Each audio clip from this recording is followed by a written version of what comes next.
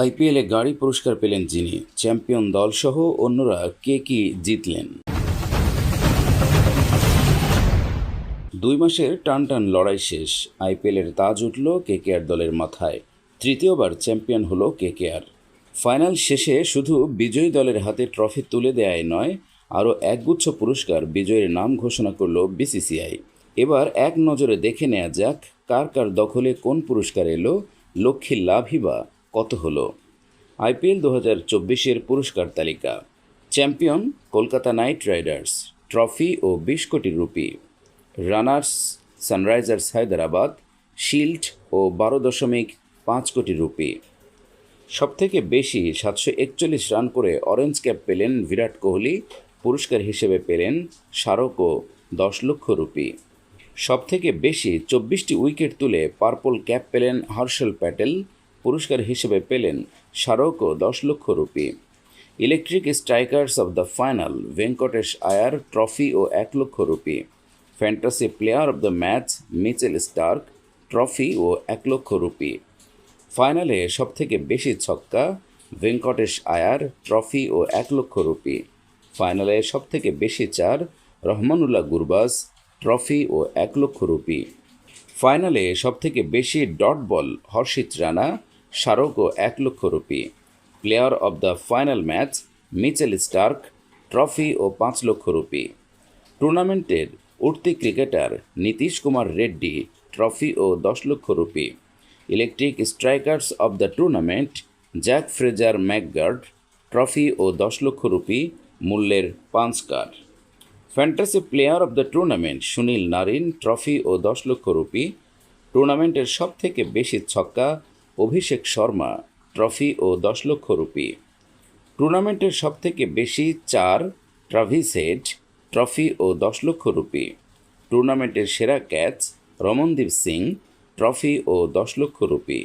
Fair play award Sunrisers Hyderabad, trophy ও 10 lakh rupee. Most valuable player টুর্নামেন্টের সেরা ক্রিকেটার সুনীল নারিন, ট্রফি ও 10 lakh rupee. সেরা মাঠ ও পিচ হায়দ্রাবাদ, ট্রফি ও 50 লক্ষ রুপি। আইপিএলের ইতিহাসের রেকর্ড কেকেআরকে চ্যাম্পিয়ন করে শীর্ষে ভেঙ্কটেশ। সানরাইজার্স হায়দ্রাবাদকে ফাইনালে হারানোর শুরুটা যদি বোলাররা করে থাকেন, তাহলে শেষটা করলেন ব্যাটাররা, বা নির্দিষ্ট করে বলতে গেলে ভেঙ্কটেশ আয়ার। 24 বলে হাফ সেঞ্চুরি করে তিনি দলকে জেতালেন ও তৃতীয়বারের জন্য দলকে চ্যাম্পিয়ন করলেন। আইপিএলের ফাইনাল ম্যাচে তিনি সেরাই হলেন না, সেরার সেরা হলেন। দলকে জেতানোর পাশাপাশি রেকর্ড তৈরি করলেন তিনি। এদিন কেকেআরের হয়ে সানরাইজার্সের উপর রোড রোলার চালানো শুরু করেন মিচেল স্টার্ক, বৈভব অরোরা। এরপর আন্দ্রে রাসেল যোগ দেন তাদের দলে। এরপর শুরু হয় আসল খেলা, অর্থাৎ কেকেআরের রান তাড়া করার খেলা। 113 রান করা সানরাইজার্সের কাছে তখন একটাই লক্ষ্য ছিল, নাইটদের যত সম্ভব ডট বল দেয়া এবং দেশে গাছের সংখ্যা বাড়ানো। শুরু থেকে তারা কিছুটা সফল হয়। প্রথম ওভারে উইকেট না পেলেও কামিন্স আসতেই উইকেট পায় সানরাইজার্স। 1.2 ওভারে প্রথম উইকেট পায় সানরাইজার্স। সুনীল নারিন বড় শট খেলতে গিয়ে আউট হন। মাত্র 6 রান করেন তিনি।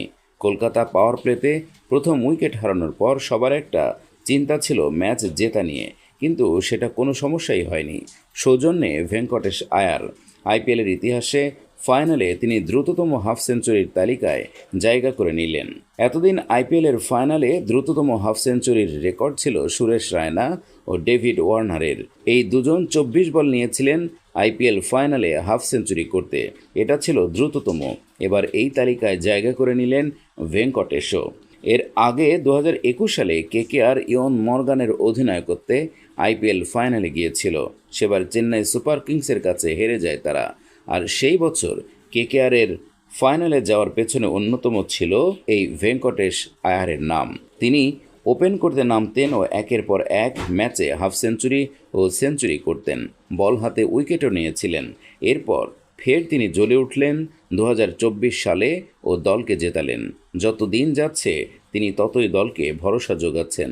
তিনি যে লম্বা রেসের ঘোড়া সেটা প্রমাণ দিচ্ছেন। তার উপর ভরসা করে কেকেআর যে ভুল করেনি সেটার প্রমাণ তিনি দিলেন। এদিন তিনি শুধু দলকে জেতালেন না, দ্রুততম হাফ সেঞ্চুরিও করলেন। মেগা অফারে শাহরুখের ব্ল্যাঙ্ক চেক, এবার কি করবেন গৌতী, কেকেআর না বিসিসিআই? আপামর কেকেআর অনুগামীদের জন্য 2023 সালের 22 নভেম্বর তারিখটা ছিল ভীষণ স্পেশাল। তাদের প্রিয় প্রাক্তন ক্যাপ্টেন গৌতম গম্ভীর জুড়েছিলেন নাইটদের সঙ্গে। কেকেআরের আইপিএল জয়ী 2012-2014 একমাত্র অধিনায়ক আবার এসেছেন কেকেআরের ড্রেসিং রুমে। লখনৌ সুপার জায়ান্টসের সঙ্গে গোল্ডেন হ্যান্ডশেক করে গম্ভীর ফিরেছেন চেনা ডেরায়। লখনৌতে তিনি ঠিক যে কাজটা করতেন কলকাতাতেও সেই একই কাজ করছেন। 2008 থেকে 10 পর্যন্ত দিল্লি ডেয়ার ডেভিলসে, অধুনা দিল্লি ক্যাপিটালসে থাকার পর গম্ভীর 2011 থেকে 2017 পর্যন্ত ছিলেন নাইটদের সংসারে। সেই গম্ভীরই ফের দলকে তুললেন আইপিএল ফাইনালে, দাপটের সাথে জিতলেন ট্রফি। দীর্ঘ 10 বছর পর কেকেআরের ঘরে আইপিএল ট্রফি আসলো সেই গম্ভীরের নামটা ধরেই। কেকেআর কর্ণধার শাহরুখ নাকি গম্ভীরকে ব্ল্যাঙ্ক চেক পাঠিয়ে দিয়েছেন আইপিএল ফাইনালের আগেই। শাহরুখ চান না যে গৌতী কেকেআর ছেড়ে চলে যাক। আগামী 10 বছরের জন্য গম্ভীরের সার্ভিস নিশ্চিত করতে মরিয়া কিং খান। 6,300 কোটি রুপির মালিকের কাছে রুপিটা কোনো ইস্যু নয়। তিনি গম্ভীরকে আর ছাড়তে চান না। তাই গম্ভীরকে বুঝিয়েই দিলেন যে মেন্টর চেকে মনের মতো অঙ্ক বসিয়ে নিক, বাকিটা বুঝে নেবেন বিশ্বের সবচেয়ে ধনী অভিনেতা। শাহরুখ গম্ভীরের দারুণ সম্পর্ক। শাহরুখের প্রসঙ্গে গম্ভীর সম্প্রতি রবিচন্দ্র অশ্বিনকে বলেছেন, দেখো অশ্বিন, আমি তোমাকে বলতে পারি যে শাহরুখ খান দলের মালিক হিসেবে শ্রেষ্ঠ। আমি 7 বছর কেকেআরের ক্যাপ্টেন ছিলাম। ভাবতে পারো অশ্বিন, আমার সঙ্গে ওই 7 বছরে 70 সেকেন্ডের জন্য ক্রিকেট নিয়ে কখনো কথা বলেনি। জীবনে ক্রিকেট নিয়ে একটা প্রশ্নও করেনি। আমি আসার 20 দিন পর্যন্ত শাহরুখ আমার সঙ্গে ক্রিকেট নিয়ে কোনো কথাই বলেনি। আমাকে ও বলেছিল, কেউ যদি আমাকে অভিনয় শেখাতে আসে তাহলে আমার শুনতে ভালো লাগবে না। একইভাবে তোমাকেও নিশ্চয় যদি কেউ ক্রিকেট খেলা শেখাতে আসে তাহলে তোমারও ভালো লাগবে না। আমি বলেছিলাম ঠিকই, ওইটুকুই কথোপকথন হয়েছিল।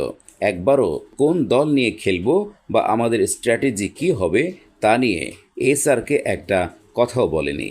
বিসিসিআই হন্যে হয়ে খুঁজছে নতুন কোচ। একাধিকবার অনুরোধের পরেও রাহুল দ্রাবিড় সাফ জানিয়েছেন যে তিনি আর দায়িত্বে থাকতে রাজি নন। অন্যদিকে জাতীয় ক্রিকেট একাডেমির প্রধান ভিভিএস লক্ষ্মণও সাফ বলেছেন তিনিও দায়িত্ব নিতে ইচ্ছুক নন। তাহলে কে হবেন কোচ?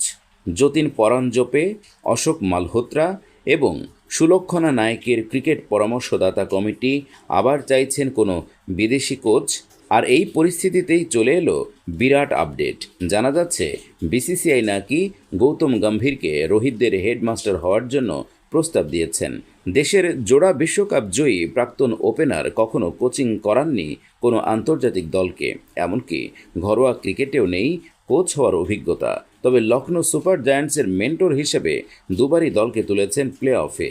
এবার কেকেআরের ঘরে তুলে দিলেন ট্রফি। ফলে গম্ভীরের চাহিদা আরও বেড়ে গেল। ভারতীয় দলের বহু ক্রিকেটারের সঙ্গেই গম্ভীরের সম্পর্ক দুর্দান্ত। গম্ভীরও কোচ হতে ভীষণভাবে ইচ্ছুক, কিন্তু গম্ভীর চাইছেন নিশ্চয়তা।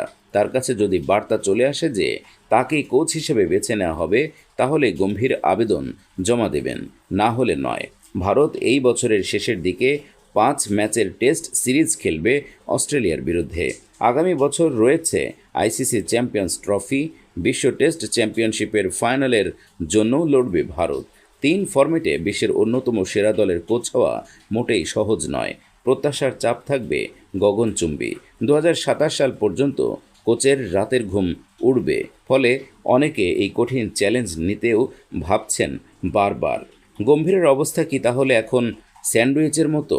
একে তো কেকেআরের ব্ল্যাঙ্ক চেক, অন্যদিকে রোহিতদের হেড স্যার হওয়ার বাসনা। কি করবেন গম্ভীর? যে কোনো একটা তাকে বেছে তো নিতেই হবে, কারণ 2 ভূমিকায় তার পক্ষে উত্তীর্ণ হওয়া তো সম্ভবই নয়।